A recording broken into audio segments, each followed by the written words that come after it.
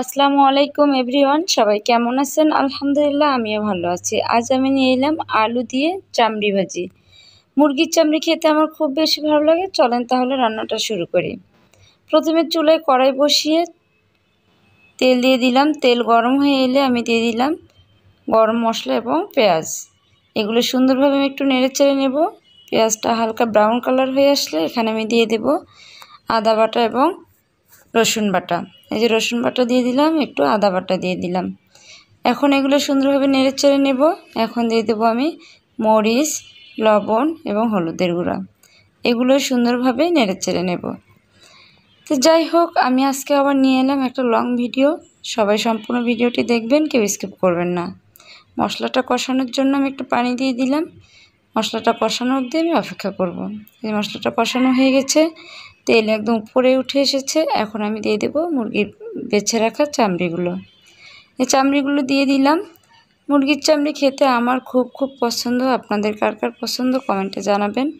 মুরগির চামড়ি খেতে অনেক মজার, কিন্তু পরিষ্কার করতে অনেক কষ্টের। যাই হোক, আমি নিজে পছন্দ করি বিধায় আমি পরিষ্কারও করি নিজেই। আমি এই যে মুরগির চামড়িটা কষিয়ে নিচ্ছি।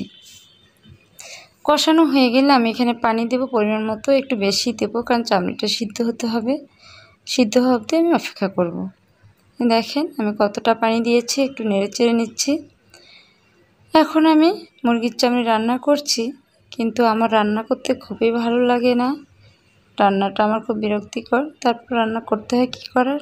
এই যে চামড়িটা কষানো হয়ে গেছে, এখন আমি দিয়ে দিলাম কুচি করে রাখা আলু। কুচি করে কেটে রাখা আলুটা আমি দিয়ে দিলাম, কারণ শুধু চামড়ির ভুনাটা আমার একদম ভালো লাগে না। অনেকের শুধু চামড়ি ভুনাটাই ভালো লাগে, আমি আর একটু আলু দিলে বেশি ভালো লাগে, তাই আমি একটু আলু দিয়ে দিলাম। এভাবে আমি নেড়ে চেড়ে সুন্দরভাবে ভাজিটা করে নেব। দেখেন পানিটা একদম শুকিয়ে গেছে। এখন আমি নেড়ে চেড়ে সুন্দরভাবে আর একটু ভেজে নেব। ভাজা হয়ে এলে তারপর আমি নামিয়ে নেব। সম্পূর্ণ ভিডিওটি দেখবেন। অনেক দিন পর আমি একটা লং ভিডিও নিয়ে এলাম। এই যে আমার রান্নার শেষে আমি একটু দিয়ে দিলাম ভাজা গরম মশলার গুঁড়া দিয়ে একটু আমি নেড়ে চেড়ে নেব। এই যে আমার ভাজি প্রায় হয়ে এসেছে। হওয়ার আগে আমি একটু নামিয়ে নেওয়ার আগে আমি এটা দিয়ে দিই।